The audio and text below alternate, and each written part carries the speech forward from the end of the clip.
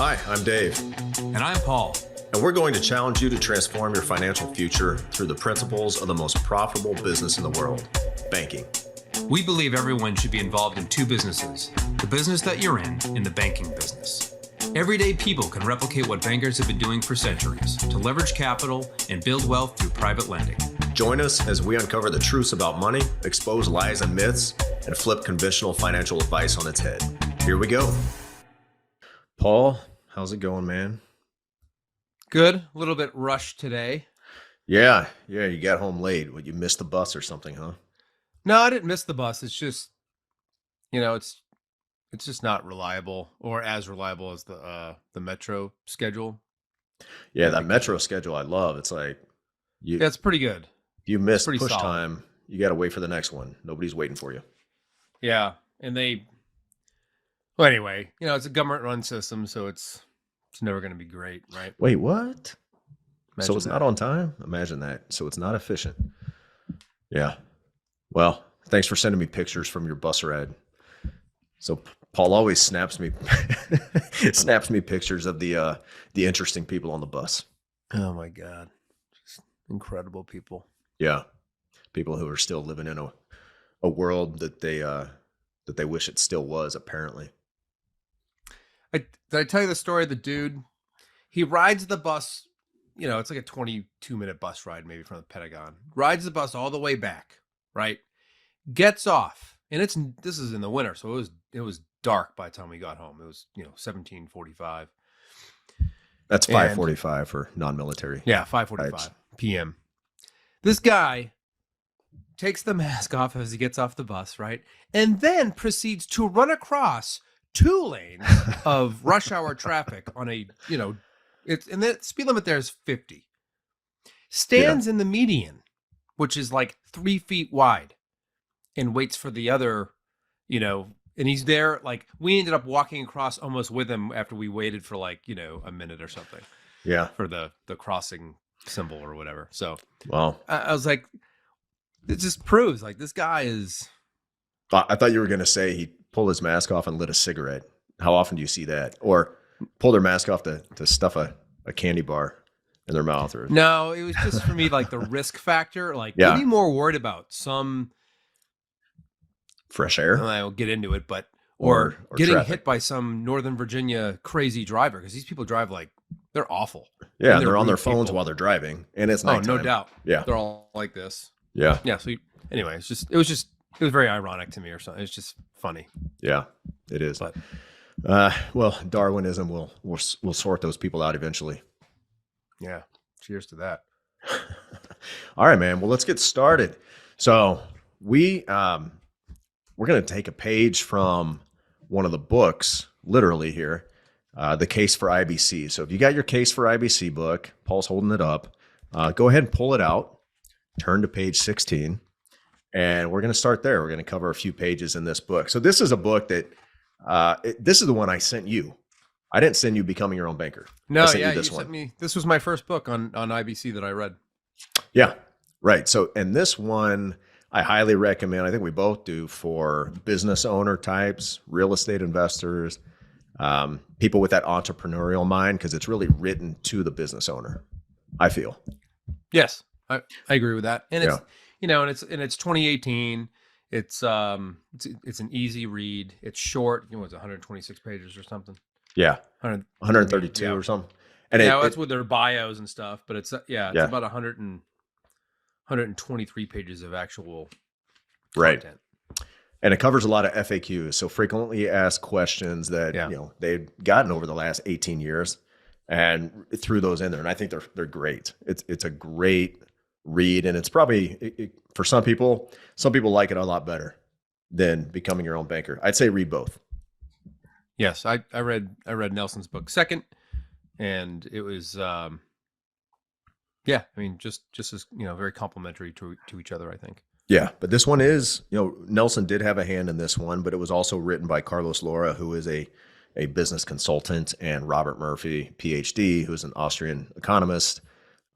Neither of those latter two are licensed in insurance. They're just big believers, right. and Carlos is still on the board of directors for NNI. So that's right. Yep. Great. Well, so what we want to talk about, we're going to change the title of that page. Paul, if let's brainstorm here, and anybody who's listening, brainstorm with us. Just start thinking of, if you could design the perfect financial product, what would some of those attributes be? What would it look like to you? So Yeah. what's the first thing you might say? High rate of return. Okay. Right. That's what we're all after, right? Like, it's all you ever hear about is what kind of return I can get or whatever. No discussion of finance or banking, but yeah, I want a high rate of return on the 10% of the money I'm actually investing or saving. Okay. And that high rate of return, I think we could, some people want that right now, but if you're thinking retirement, you want, really, when do you want that high rate of return? You want it to be a high rate of return all those years from now when you retire.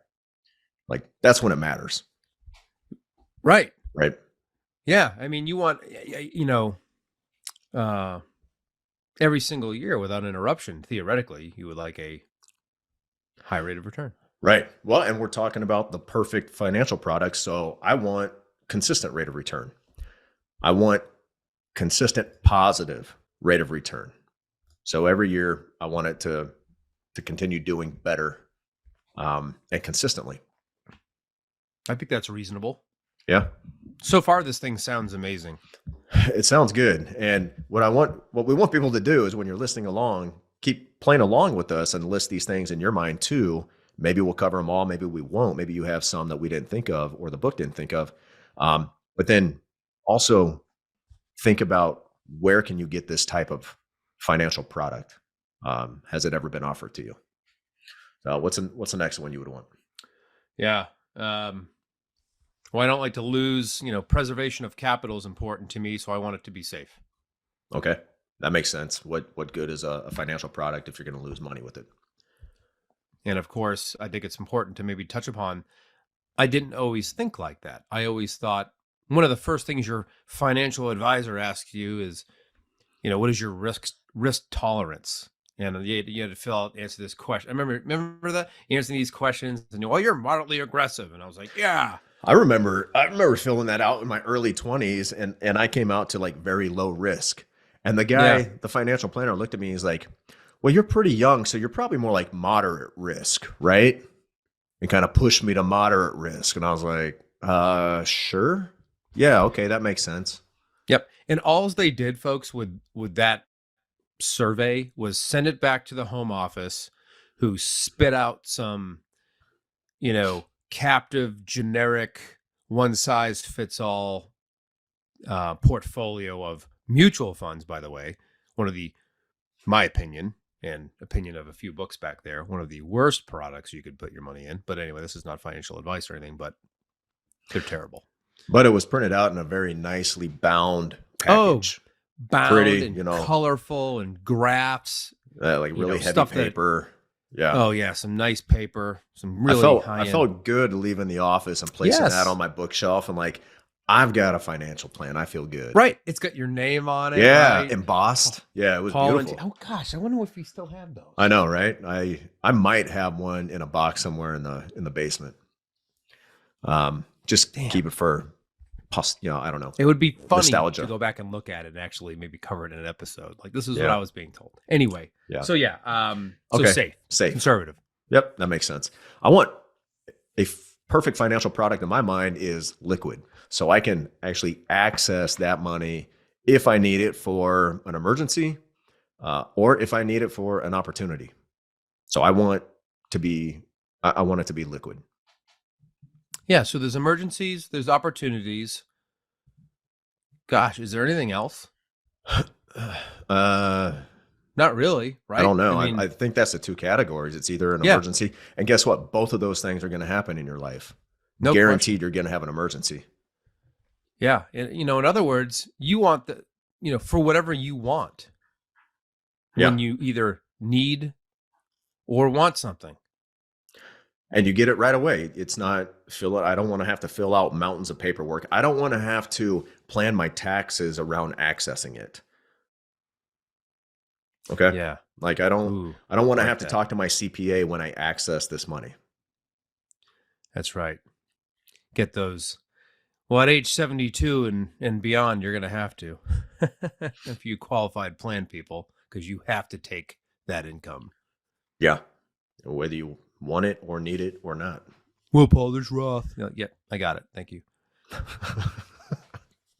All right. Our listeners aren't, I mean, you know, the people that consistently listen obviously know that we know that information already. So Yeah. we don't really try to say it. But for the haters, if there's any haters out there, then yes, I know that. They're not listening. We did get one-star review some time ago, and I haven't seen another one since, but I haven't checked recently. Hey, how about just an in-show plug? If you haven't given us a review, please do. 5 stars. Yeah, Just go go ahead. click it right now. Not while you're driving, especially if you're in Virginia. There might be idiots crossing the street right now. That's right. All right. What's the next one? What else would you want? I want it to be guaranteed. And I'd say, what does that mean? Well, I want the value to be guaranteed in some way. Okay. Whether that's through a collateralized instrument, perhaps, but guaranteed to never lose value. How about that? That makes sense to me. All right. I want it to be tax-free. I think some people might be thinking tax advantaged. Like, I want it to be tax advantaged. We want you to think like, no, in the perfect world, what would it be? It'd be tax-free, of course, with the perfect vehicle. So all of my earnings, I want to be able to access those earnings tax-free. So IRS, stay out of my life, stay out of this money's life for the rest of my life. Agreed. All right. Let's what see. next? And I tell you, I remember reading this book back then, 2018, and just being like, certain parts of it being very angry because I didn't know about this. And then hearing my wife say, oh yeah, someone told me about those types of policies like a long time ago. And it's like, of course you dug deeply into it, didn't you? She's going to love this. But yeah, she doesn't listen anyway, right? She does. Does she? Good for her. Yeah. Hi, Tammy. Episode. Yeah, she listens and learns. So yeah, she's a listener. That's awesome. This is important. And this is ignored by people. Oh, you get an average of 12% in the market. Volatility. Right. I don't want it to be volatile because I want to know next year what I'm going to have access to. I want to know the year after. I want to know 15 years from now what I'm going to have. I want to know tomorrow what I'm going to have. I know I'm going to have more money tomorrow than I do today because it increases in value every day without interruption. So I'd like to know that because that's predictability, right? You can't, like you said, it's tough, and a lot of people are running into this as they retire from the Army, start their second career, or maybe they retire because they're 70 years old or 65 or whatever, and they have this sequence of return. Now the market's down. Now I can't touch that money because it's less valuable. It's gone down 20% or 30% or whatever. So I don't want to have to deal with that because that sounds miserable. Yeah. And it's going to delay perhaps my getting to do what I want when I want to do it. So you're saying when you combine guarantees and no market volatility, you're saying you want to be able to look like 10 years from now down the road and know for certain that you're going to have a certain amount of death benefit. I'm sorry, a certain amount of capital available. You want to know for certain that it's going to be more than what it is today, right? Then you can actually plan. You can do some planning. Yeah. I mean, we've been programmed to think that that's not possible. If you walked into your, meeting with your financial guy and say, hey, what's this going to be worth in 5 years? How much am I going to be able to take out? Well, based on historical numbers, could be there. They have no idea. Right. Yeah. And most of them know very little about economics or the business cycle or any of that stuff. And you say most. Now, like there's exceptions to every rule. Just like I'm painting with a very broad brush as usual. I mean, there's some pretty solid financial planners out there who actually use IBC, who use infinite banking. Yep. As part of the portfolio for their clients to make sure that they have some guarantees and they have access to capital when they need it. Yep. As always, take my comments with a grain of salt. If it applies to you, wonderful. If Yeah. it doesn't, don't worry about it. But Not we can, talking about you. we can, we can say the same for life insurance agents, right? Or other Nope. people can say the same. For For sure. sure. Yeah. For sure. Yes. But not IBC people. Correct. Yep. I would agree with that. All right. So I want this perfect financial product to create an income for me at some point down the road, especially when I need it in those passive income years when I'm no longer actively working for my money. I want my assets to provide my income. I want this product to provide income for me and That not be sounds taxed on it. reasonable. Right? We already said That no sounds- taxes. So income, That's right. tax-free income. That's what I want. Yeah, and the future value of that, when you look at, again, Bloomberg was on in the gym, and I'm looking at it, and there's this talking head who's some hedge fund guy, and he's supposedly really smart. I'm sure he is. Talking about the Fed is not your friend was the headline. I was like, my goodness, you think? Just funny. Yeah. But yeah, that sounds reasonable. And those products that are talked about on that channel they're not providing that. There's no predictability on what taxes are going to be. How much is that going to eat into what you've accumulated? Great, you accumulated $5 million. What tax bracket are you going to find yourself in? Right. How are we Who paying knows? for all this 33 trillion or whatever the hell the national debt is now? How are we paying for that? Where's that money coming from? I guess we'll just keep printing to pay for it. I don't know. Yeah. Well, it's not going anywhere. Pretty sure about that. Increasing tax rates. You listen to a guy like Senator from Vermont. He's always talking about that. Now they have You mean tax? the senator from Vermont who owns multiple houses? Yeah, and also claims to be a socialist? Rules for thee, not for me. Yeah. But the talk of, originally when the income tax came out, it was only for, some top tier people. And then it's, of course, spread to, at least half of employed people nowadays. Same thing with this like billionaire tax they're talking about. And then it'll soon become the millionaire tax or $10 million tax or whatever. That's how it goes, right? Toughest thing to kill is a government program. Ronald Reagan, thank you.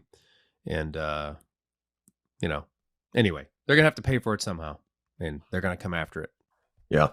Every time you say a quote, it makes me think of Michael Scott. You're like, toughest thing to kill is a government program. Ronald Reagan, Paul Foucher. Yeah. Like, I'm quoting somebody else, right. But it's my quote now. It's mine. But you do give credit, so good on you. Yep, of course. Right. So I think the next attribute I like is I'm protected from creditors. Or even maybe lawsuits. Maybe I'm a real estate guy and I put my capital here. I want to be protected from those things. So I want asset protection for this capital that I'm putting into this thing. Okay. Yeah, I would agree. So yeah, because it's a litigation happy world. So anything, I mean, anybody could sue you for anything. So yeah, having that cash somewhere where it's protected and they can't get to it, even bankruptcy. Yeah. And there's a, I won't say it's a good story, but it's because it's involved around Enron. And I think was it Kenneth Lay was the name back then when Enron tanked? Yep.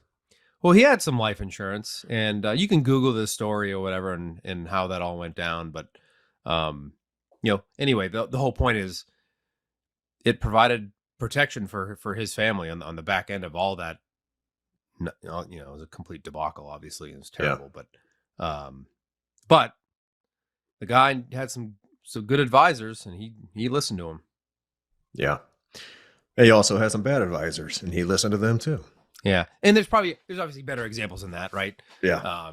Some of the agents that I've had, that have been in the industry a long time, that have had clients pass, they've seen the family get the benefit. They've seen that transaction occur multiple times in their careers. So yeah. There's those stories as well. Cool. Okay. How about, I don't know that there's much that can do this at all right now, but inflation protection, in a world of 2% inflation, like the Fed strives for, I would want something that increases, above and beyond inflation, especially later in life when I'm actually pulling that money out to use as an income. Yeah. Yeah, no question. And traditionally, this product has done that. Obviously, in the last, we've had Well, we're not even talking about a real product yet, right? This is a fictional, perfect financial product where I think people know where we're going with it, but yeah. Well, if they've listened, yeah. Well, of course the listeners know, but new listeners don't. Yeah. So yeah, I agree with you. So next attribute, right? Control.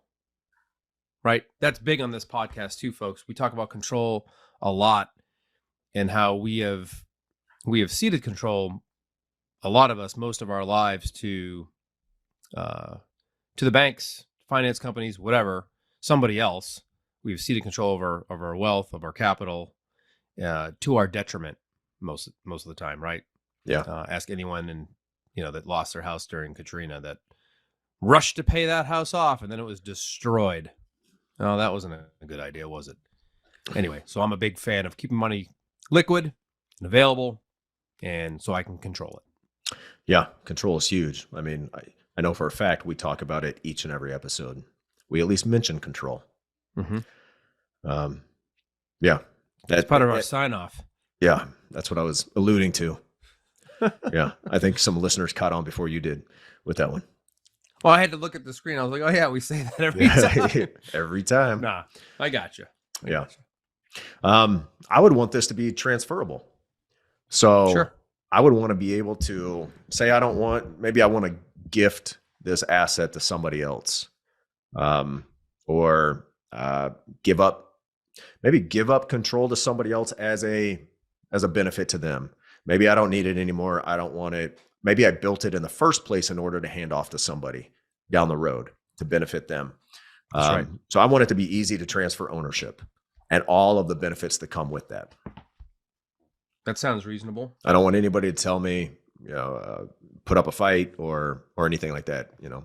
I want to be able. It goes back to control. I want to control every aspect of it that I possibly can. I like this next one. And there's some bad info out there where people try to say, hey, this is super complicated. Oh my goodness, whatever. I want it easy to manage. I want it to be simple. Right. Yep. So anybody can do it. I can teach my 10-year-old, I don't have a 10-year-old anymore, 11-year-old, how to do it, how to control it, how to manage it, how it works. Paul likes simple. Mongo like candy. Mongo like candy. Mongo just pawn in Game of Life. So I was last Saturday, I was planning on watching that movie with my boys and my stepson, because none of them have seen it. Well, there you go. I mean, yeah. We ended up watching Lone Survivor instead. Oh. Which is, I don't think I'd seen that before. It's pretty phenomenal. Yeah, it's pretty dramatic. Yeah, it really is. Yeah, pretty dramatic. Really good. So, other than Mark Wahlberg is like 5'8", and I know, and he's playing a 6'5". He's 6'5" in real life. So yeah, I didn't even realize Mark Luttrell was in that movie until I watched it. I was like, that's actually him. Table, and he says he's in a couple different scenes. Yeah, he says something too. Yeah, and he's a twin as well, identical twin. Yeah, his brother is a congressman in Texas. That's right. Yeah. That's right. Yep. So pretty cool. People. Very good people. All right, here's a big one. I don't want any hidden fees. I don't want any penalties. I don't want any of the fine print that's going to hit me every time I go transact or want to take some of my money or do anything to it. I don't want any of that. How about that? That sounds great. Some people, I've read this and I've heard this from people recently. And again, everyone's doing their best. People hand off financial control to an expert so they can focus on whatever they're doing. And some of these people are getting caught by surprise when they have a 401k or an IRA or something in the traditional realm, and They're like, what do you mean I can't touch this till I'm 59 and a half? That makes me think of like, that's a hidden fee. Like, oh, you might be able to if you don't work for this company anymore, but you're going to pay tax on it. And oh, by the way, Yeah. you owe us another 10% penalty to get to your money because you're violating some mysterious, IRS rule or whatever. Right. But, anyway, that you didn't really agree to. It's just there. Do you talk to people who are unaware that they can't access it until 59 and a half? Yeah. I have come across it. Wow. And they had no idea. It doesn't happen very often, but you see it out there, and it's not surprising. I guess not.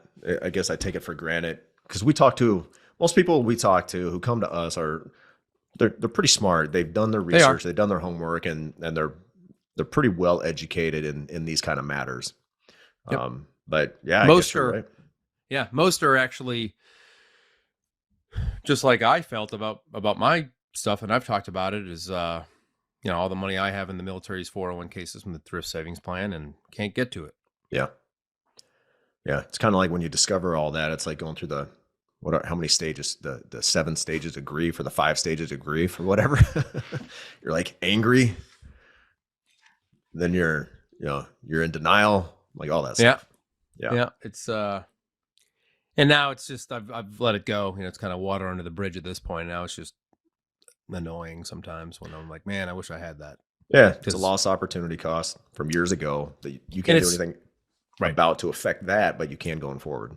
Right. But it's huge too, right? When we look at the opportunities we have now, boy, especially about that meeting we're going to have tonight, like, I could mostly fund that thing. Yeah. For us, Well, like, sounds good. Bring it on. Yeah. So there's a lot. Imagine how many more opportunities you'd be able to fund. Right. Had you been doing this since you were 22. Right. No. Yeah. Unknown amount. Unknown. It's really incalculable. So next thing, I want something that's reputable, that has a great track record of never failing, of always being there. It gets back to those guarantees, the uninterruption of growth of capital. I want that. So that I want a good reputation, and that goes to the custodial person or people as well, like who is managing this mysterious asset for me. I want that to be that reputation is paramount. It's huge. Yeah, absolutely. So something preferably that's been around for a long time and has been a pillar of the financial industry for a very long time. And continues to be. Yep. Not a pillar. I don't know. In my opinion, the foundation. So on which the pillars stand. Yeah. Yeah. Okay. And then finally, there may be some more that we haven't thought about. If there are, go ahead and send them in, email them to us. But I want it to be private. Man, in this world, more and more privacy, anonymity is highly valuable because it's so rare. It's like a precious stone. It's so rare that I value privacy big time. So I want it to be private, not just from the general public, but hey, how about from the IRS? If it's non-taxable, if I don't ever have to pay tax on any earnings on that I access, then it's private to the IRS. So privacy all the way around. I love it. Unlike a laptop that shows up in a pawn shop, Yeah. Is that a personal story? No. Personal to somebody relatively famous. Yeah. Oh, yeah. Okay, I'm a little slow to the game on that one. I got you. Maybe a child down south. Yeah. Yeah. You're not making any of the family photos, I noticed. Poor kid. Well, so that's it. So, man, those are some pretty great attributes for the perfect financial product. So at this point, I'm sure everybody's just hanging on the edge of their seat. Like, what is this mythical financial product? So Paul, why don't you just go ahead and let the cat out of the bag? Yeah, it's dividend-paying whole life insurance, sometimes called participating whole life insurance. There you has go. every single one of those attributes. Obviously, that's for our listeners. That's not a shock, but if you're a new listener or don't own this product and you can't see it work, can't see the mechanics, don't understand how it's designed, don't understand how it actually works, your knowledge is just based off somebody else's misunderstanding, which is extremely dangerous way to make a misinformed decision. Pick up that book. I think this is a great read. Like I said, this is a very simple book. I've got great feedback from all the books, but particularly this one, just very simply laid out and easy to understand. So, there's one big advantage and attribute to this product that we didn't even touch on at all. That's, how about if I die, or when I die is more accurate. I want my family to receive 5, 10, 20, 100 times more than I ever put into this thing. How about that? How many other financial products would give you that? Yeah, and I wanted to bypass probate too. Bypass probate. I don't want any taxes on that going to my family. Will you do that for me? So go talk to anybody in the world, see if they'll give you all of these. The only company that will say yes is a dividend paying, participating whole life insurance company, mutual company. That's right. Yep. So great product. Unfortunately, misunderstood by 99.9% of you, and not you, our listeners, but not the general public. Yeah. Although if you're a listener that hasn't contacted us yet, please do. If you're a listener and you already own the product, buy more. If you've listened from us, from somebody else. Yeah. If you've listened to our podcast for, how many do we have? 60. This will be number 65, I believe. If you've listened for 65 episodes and still don't have a whole life policy, what's wrong with you? You're just never going to do it. I'd say go find a different podcast to listen to, because you're just not going to do it. Well, if they're watching on YouTube, they just like your hair. They dislike, or they just like? No, they like it. Yeah, they like your it. hair. Yeah. Okay. Very nice hair. I would agree. Thank you.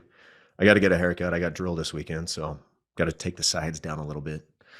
Unfortunately, Hannah hates it. Every time I get a haircut, she never says anything about my haircut. She just has this look of disappointment.